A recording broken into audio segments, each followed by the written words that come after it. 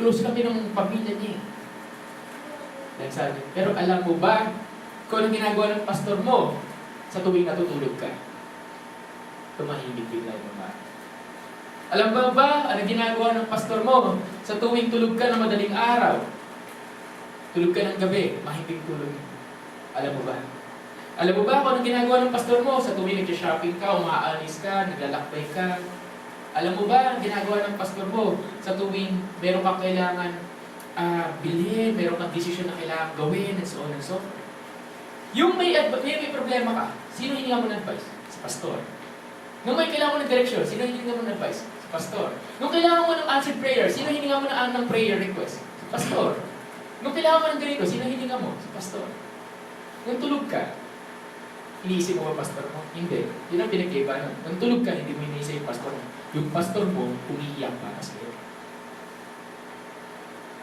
Hinasabi, nagulat yung babae. Ay, pastor, paano mo alam? Sabi, ay, hindi pa. Paano mo alam? Sabi niya, ako kasi, pastor din ako. Sino ka ba? Ako si Bishop Oriel. Ay, Bishop! Sorry! Alam ganon?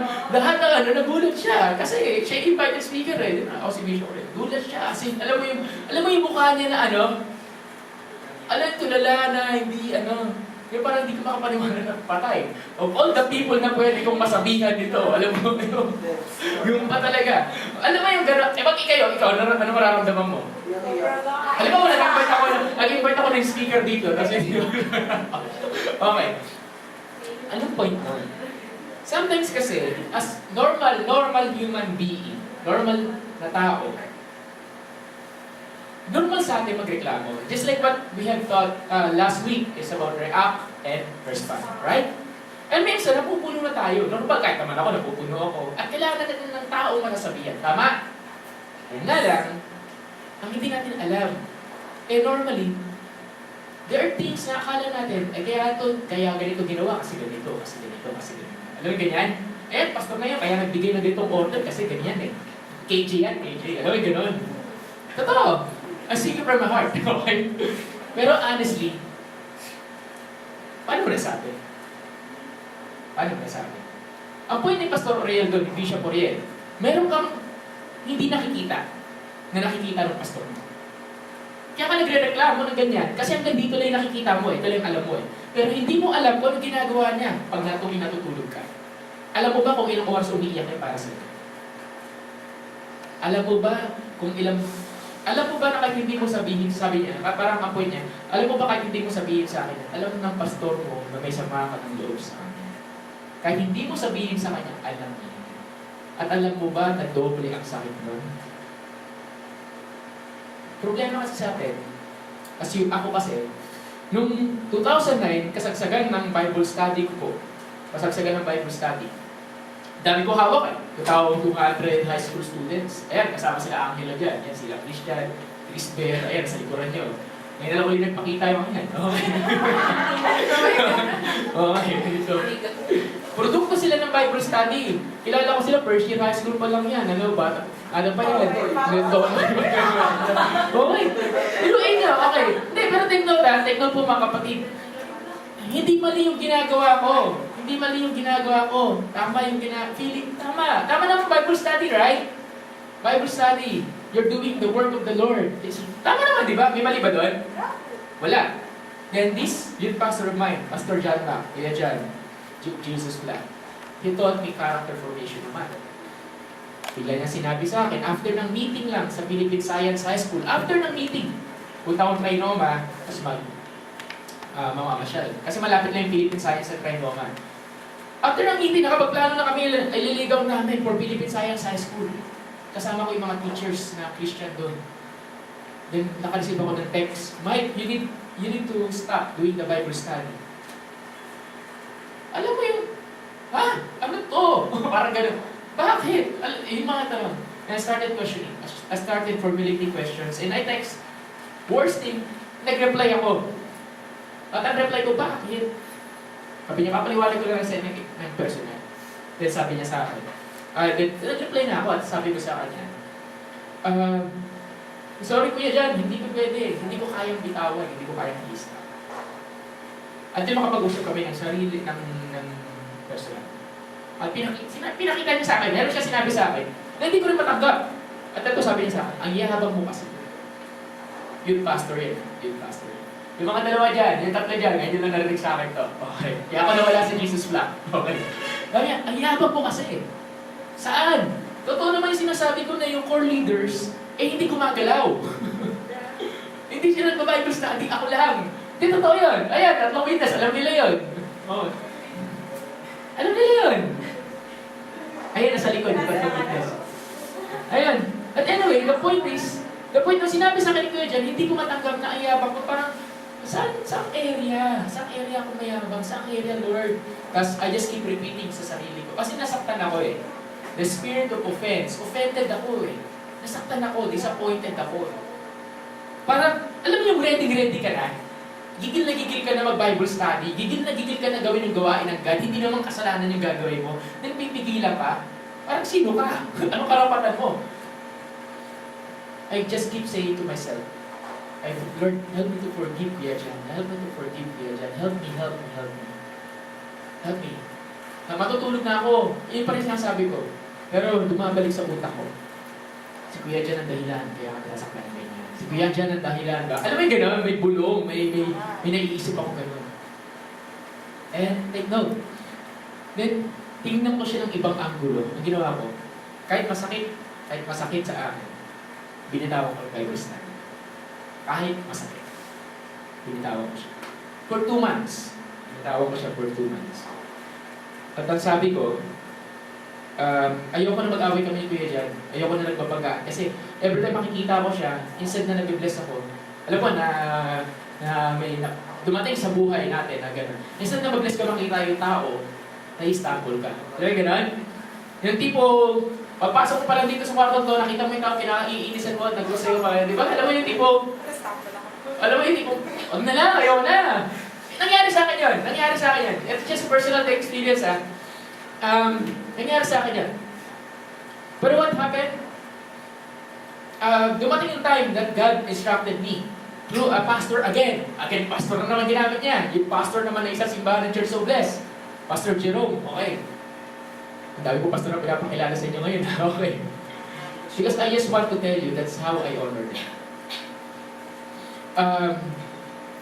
Sabi niya, balik ako. Bumalik ako, to make the story short. Nag-uusap kaming dalawa ni Kuya Jan. Humingi ako ng sorry kahit feeling ko siya may kasalanan. Bakit ako hindi na sorry? Siya naman nakasakit sa akin. But in the kingdom of God, in the word of God, it's different. Consider others better than yourself. In all humility, mauna ka magpakumbaba bago sila. Kahit sila pa yung mali. Then, tingnan ko, humingi ako ng sorry. Kinausap siya ng personal. Dahil sabi niya, bro, I commend you. You have guts para sabihin sa akin. Kaya pinagparin niya ako. Na-record sa akin. Minsan kasi ang problema, pag nasaktan tayo ng ating mga spiritual leaders at mga pastor, hindi na tayo magpapakita. Tama? Mga kapatid, sa Jesus lang, pabalik-balik lang ako. Kung wala akong simbahan ngayon, nandun ako. Bumibisita ako paminsan-minsan. And all of them are my friends. Ano ibig sabihin nun? Kung ano yung nawala dati, na-restore ng Lord. Even Kuya Jan, nandito ka pala, kamusta? Alam mo, ganun. Ganun. Tapos papaluin niya ako sa balikan na napakalakas. Hindi mo ganun. So, totoo yun. That's how God. And I need prayer, pupunta ako doon. And I said, please pray for me. Ano ibig sabihin nun? God restored me. That's why I understand the concept of culture of honor. I'm not saying I fully understand it, but somehow, kahit papano, kahit kaunti, may itinuro sa akin. I'm just speaking about the church, hindi pa yung sa bahay ninyo, hindi pa yung sa trabaho niyo, right? So, dito muna sa church. Next week, yung sa bahay, sa trabaho, mas marami tatabaan doon. Okay? Okay? Ayoko naman magtitim building tayo, yung mukha natin, nakaano na. Ayoko na ganun, okay? Pwede ba yan? Pwede ba yan? So, end ko na sa ganito. Ano yung Romans 10:12? It's 12:10, okay? It speaks about loving loving people, honoring people. Kasi, sa Ephesians 4:12, ang trabaho ng pastor, alam mo ba ano? Equip people. Ang trabaho niya mag-equip ng tao. Yan ang trabaho ng pastor. Pero, tingnan niyo to tingnan niyo to. Ano ang trabaho ko yung ano ibig sabihin ng equipping? Does it mean training lang? Tinitrain ng pastor yung mga tao para sa, ano yung Bible, paano magbasa ng Bible, paano mag-pray? Hindi. Isa lang yun. Sa sangkatutak na klase ng equipping na ginagawa ng authority, ng spiritual authority. Not only me. Kahit sinong, bakit ito yung tinuturo ko sa inyo? Para if you know someone na maliban sa akin, na spiritual authority over your life, kahit sino, we learn to honor them. Agree ba kayo? Yeah. Alam ko, may makilala pa kayo maliban sa akin. Di ba? Wala nag-agree. Okay. Anyway, maliban na, ito yung ilan sa mga ginagawa ng pastor. Okay. Ang mga spiritual authority, tinuturuan ka nila, tinuturuan kanya, paano ka magbasa ng Bible, paano mag-pray, mga normal basic equipping. Number 1, basic equipping. Alam natin yung basic equipping. Paano magbasa ng Bible, paano mag-pray, paano pumunta sa church, paano magbigay ng tithes and offerings, so on and so forth. Basic.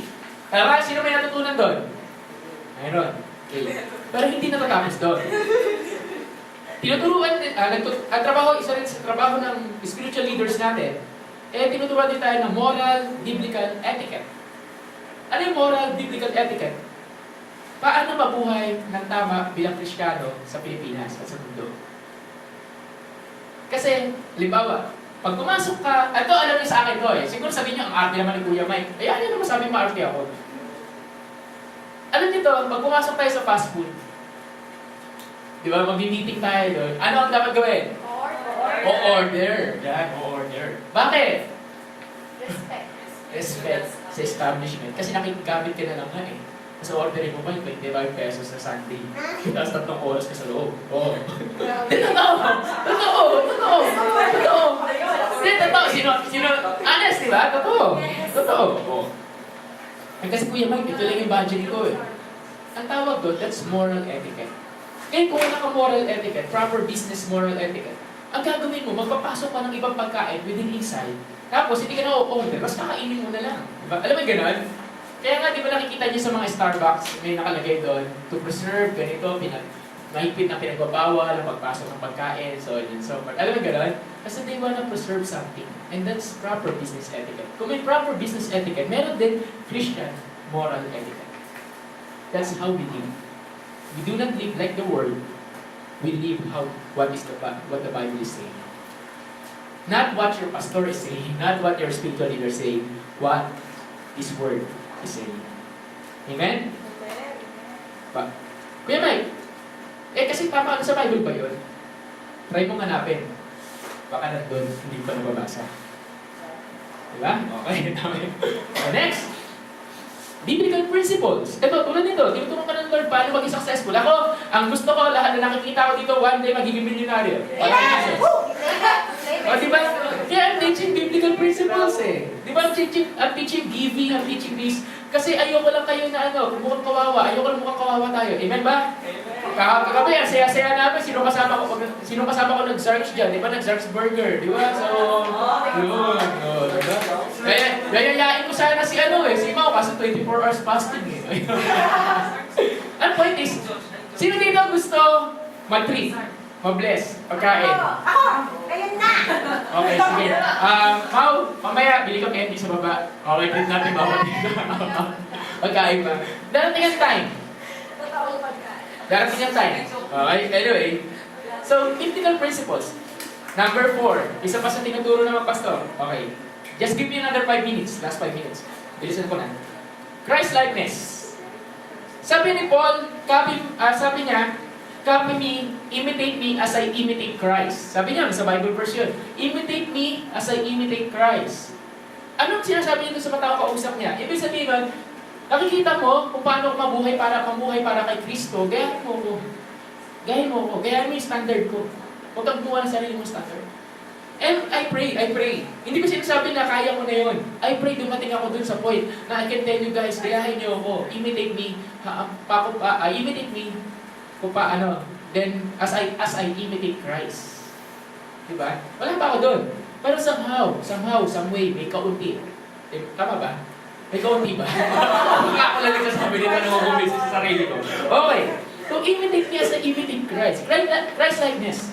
Isa sa pinakamahirap na trabaho ng pastor. Alam bakit? Kasi Christ-likeness, ito yung panahon kung saan maraming tinatanggal sa tao. Tinatanggal mo paano mag-complain. Tinatanggal, di ba? Sinasabihan mo, tigilan mo yung mag-complain. Tigilan mo ganito. Tigilan mo ganyan. Tigilan. Alam mo yung gano'n? Puro kasaway. Feeling niya sa'yo. Kasi puro wala ka nang ginawa sa buhay niya. Kundi sawayin siya sa mga bagay, pabawalan siya sa mga bagay, feeling mo sa kanya, kontrabida ng buhay mo. Dito to. Lahat ng sinasabi ko sa inyo, kapatid, lahat na experience ko. Kaya bumabalik lang sa akin, pag tinatanong niyo ako. Kasi what you do to others, pabalik sa'yo. So kung ano mang ginagawa niya sa akin, at wala. Sabi ka sa katabi mo, mahalin mo si Kuya Mike. Kaya... mahal ko kayo. Okay? Mahal ko kayo. Okay. Okay, last two. Protection and maturity. Trabaho po ng spiritual leaders magbigay ng protection sa atin. Ang minsan kasi ang problema natin, hindi natin alam na pwede natin masaktan ang sarili natin. Alam mo, aware ka ba doon? Parang kang maliit na bata, di tulad ni Rain, na hindi niya alam kung minsan na itong bagay, Rain ba? Yung bata, no? Okay. Na, hindi mo alam na itong bagay na ito, maaaring masaktan siya. Halimbawa, pag siningin niya kay sarili niya kay Isbor, sabi, kaya, Ninong, akin na lang yung gunting, paglalaruan ko. Bibigay mo ba? Hindi, di ba? O yung kutsilo, hindi. O kaya baril, hindi, di ba? Kasi alam mo, makaka-harm sa kanya. The same thing sa Christian life. May mga bagay sa atin na akala natin, okay lang. Pero hindi natin alam, in the long run, makaka-harm. Agree? Kuya Mike, paano masasabi? Based sa experience. Based sa experience. Wisdom. Experience comes with wisdom. Experience should come with wisdom. Kung experience lang to at walang wisdom, baliwala. So in other words, karamihan sa inyo, minsan may nililay down ako, tapos nagkakabanggaan tayo sa nililay down ko. Kasi ibig sabihin, I've been there. Nakita ko na yan. Papunta ka pa lang, pabalik na ako. Yun na yung famous. Diba? So, sige, sabihin natin, ganun na ang katanda, kasi 10 years pa rin ang gawin ko sa inyo. Yung 10 years na yun, mukhang bata lang ako, mas mukhang mas sa inyo. Okay. Yung 10 years na yun, by the grace of God, by the glory of the Lord. Amen. Di ba? Okay, anyway. Hindi, ang point ko dito mga kapatid, yung 10 years na ngayon, yun yung 10 years, nung 20 years old, nung nasa age nyo ako, ilan taon pa lang kayo? 10 years old. Yung nasa age nyo ako, ilan taon kayo? 10 years old. Meaning, you're doing something, wala pa sa isip nyo. Ibig sabihin, kung ano may ginagawa nyo ngayon, ginagawa ko na dati, nung 20 years old kayo. At nung 10 years old kayo, ginagawa niyo yung ginagawa ni Rain. Magawa niyo yung ganyan na kayo sa tabi. Okay. So in other words, mga kapatid, gawain ng pastor, magbigay ng protection. Gawain ng pastor, turuan ka ng tinatawag na maturity. Okay? Maturity. And finally,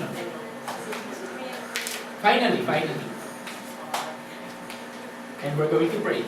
Gawain ng spiritual leader to develop a character. Character. I would rather have a man of character and a woman of character than turuan ka paano iwan. Kaya ko ituro sa'yo paano ka iwan. Kahit mamaya, mag-session lang tayo. Bigyan mo 3 oras. Kayaman ka. Pero hindi ko ginagawa. Dahil bakit? Kasi, kahit ano ang ibigay sa iyo ng Lord, pag hindi ka man and woman of character, baliwala. Agree ba kayo? So let me end with this story. This is another real life story. There's this person na nakatira lang siya doon sa ilalim ng tulay. Tapos gumawa sila ng documentary para sa buhay niya. At gusto nila, ang sabi ng producer, what if kaya bigyan natin ng $100,000? Magkano yun? Sa peso? Ha? 4 million. Okay. $100,000. Okay. 4 million pesos, mga ganun. Ano kaya kung bibigyan natin itong tao na to na bubuhay sa ilalim ng tulay? Inobserbahan nila itong tao nito. At itong tao na to, wala siyang bisyo. Hindi siya drug addict, hindi siya, umiinom na siya ng content beer, tapos kumakain, tapos every day of his life, ang gagawin niya, pupunta siya, uwi siya sa bahay niya sa Larry ng Tulay, pupunta siya, kinabukasan, daladala niya parang pinakakarito niya, tapos pupunta siya sa parang trash bin, tapos kukuha siya ng mga, ano yan, yung sa garbage, yung pwede ma-recycle, parang kain niya for the day. Ganun ang buhay niya every day. Ganun. So, tinanong nila itong taon na to, sabi, pwede ba namin gawa ng documentary yung buhay mo? Sabi niya, sige, gawa niya ng documentary. So, every day, sinasamahan siya ng may live, live video ka, alam mo gano'n. Nasamahan siya. Every day of his life, gano'n.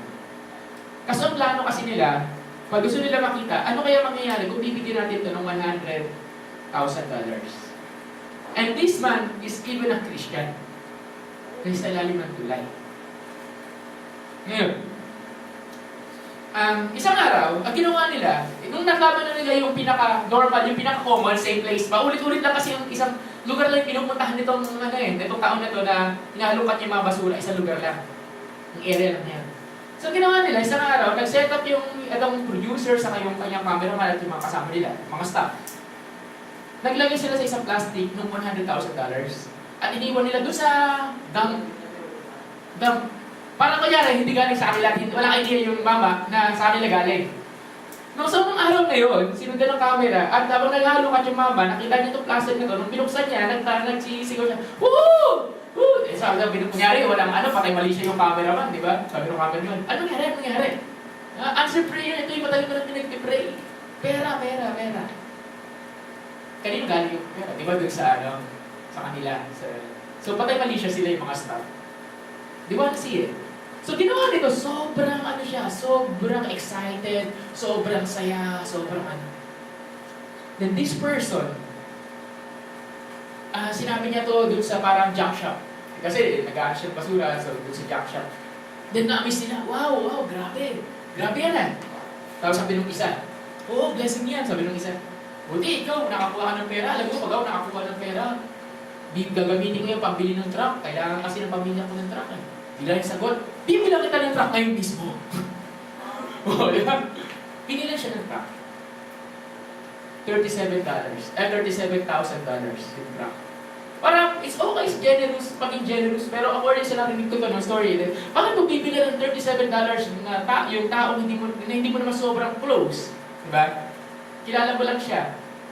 Meron ka na lang pwedeng pabili truck na $20,000. So, magkano yung wasted? $17,000. Agree?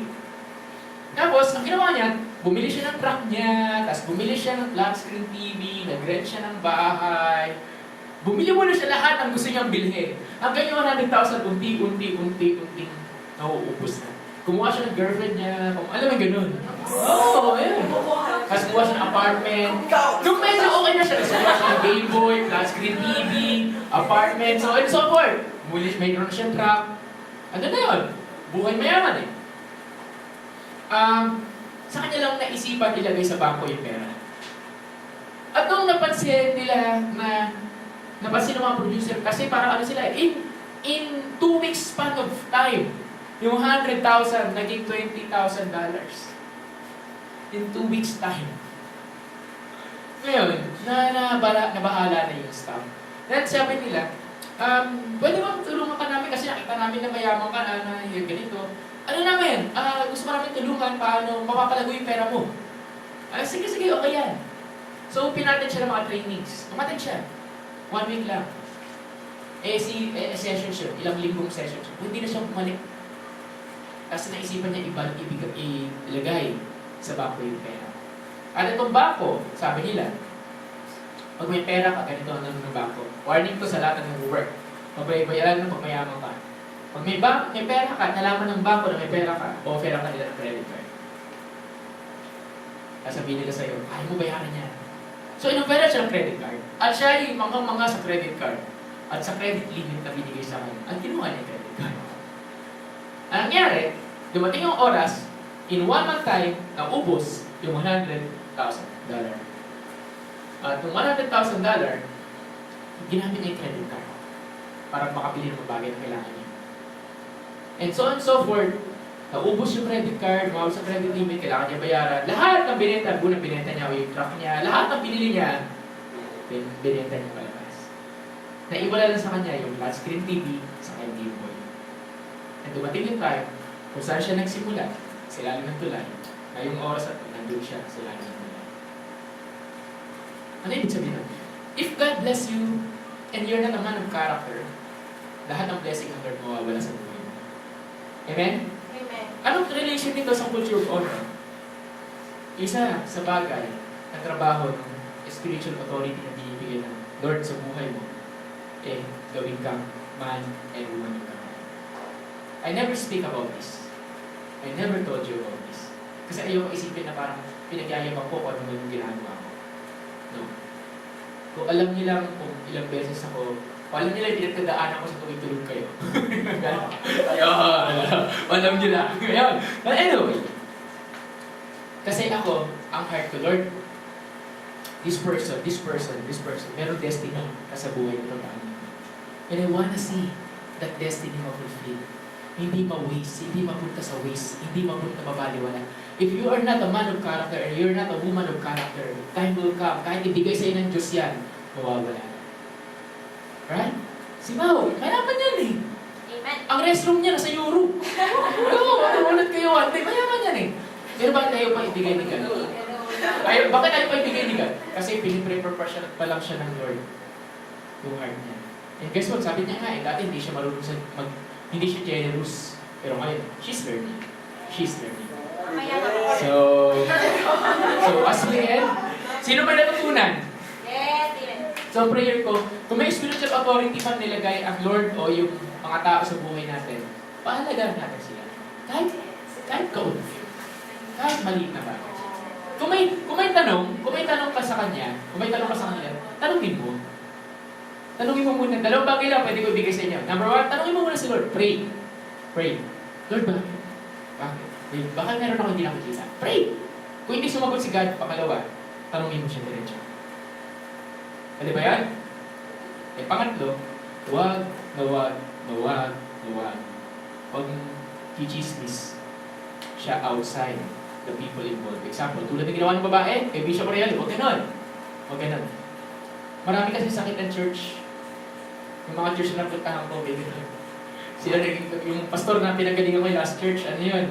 Pastor, pero mas ano pa yun? Mas, alam mo, madaling ma-high blood, madaling bumili yung ulo. Ulit, gano'n. Talaga ano yun? As in, terror. At sinasabi naman yung mga worship leader, pa kanyang mga team, and then, ganyan si pastor, ganyan yan. Hindi na makikita. Alam mo yung gano'n? Ako, tahimik lang. And I learned something. Kung wala ka rin maganda masasabi sa pastor mo, o sa spiritual leader mo, tumahimik ka na. It's better. Why? Kasi, si Lord, hindi mo lang alam, bakit yan si God. So, every tanong, every kwento, tanongin mo yung taong involved, wag yung taong hindi involved. Alam mo yung gano'n? Yung taong involved, hindi yung taong hindi. So, kasi kay Lord tumanan. So, hindi ko naman sinasabi kung yung tanongin sinasabi ko nga pray tayo, tanongin niyo ako, kung may tanong kayo sa akin, then, iwasan natin yung tinatawag na gossip, o yung chismis, o yung backbiting. Ikaw ba, gusto mong pinag-uusapan ka ba nakatalikod, di ba? Ayaw mo.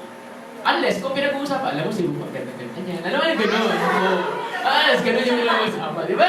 Okay, di ba? Pero paano pag sinasabi ng alam mo, bigilala ako, ganito, malaki mata, alam mo yung gano'n, no? Di ba? So, okay? So, I pray we learn something today. Okay? So, can I invite everyone to stand? Binilisan ko lang kasi ano na tayo. Okay. Let's pray. Panginoon, maraming salamat po for this time and God as we end yung session 1, Lord, your series. Lord, this word of yours penetrate in our hearts. Actually, God, what we did today is just a testimony. Actually, kinuwento ko testimony. But Lord, this is how I give honor. I give honor to Pastor Oriel, to Pastor Jerome, to Kuya Jenna. Lord, I pray ganun din na paano naging example si David sa giving. Gusto ko maging example po sa mga taong pinagkaloob ninyo sa akin. Paano pahalaga ng tinatawag ng culture ko. Lord, we want to learn how to honor. Kasi by doing this, we learn one important thing in our lives. Because when we learn to honor people, we learn to honor you, God. We learn to honor you. Panginoon, thank you. Thank you. For this time, we will go sa team building, may gagawin kami mga activities, Lord, na may kinalaman dito sa mensahe mo this afternoon. We pray. Samahan po ninyo kami. Love you. We praise you. Thank you, Jesus. Amen. Alam po namin ang Diyos sa So, mga